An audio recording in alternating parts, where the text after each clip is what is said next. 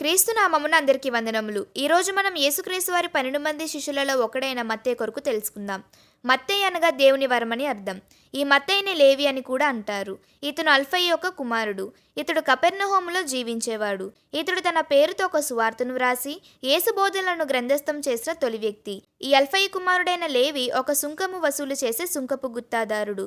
ఒకనాడు యేసు మార్గమున వెళ్ళుచుండగా సుంకపు మెట్టునొద్ద కూర్చుండి ఉన్న లేవీని యేసు చూచి నన్ను వెంబడించమని అతనితో చెప్తాడు.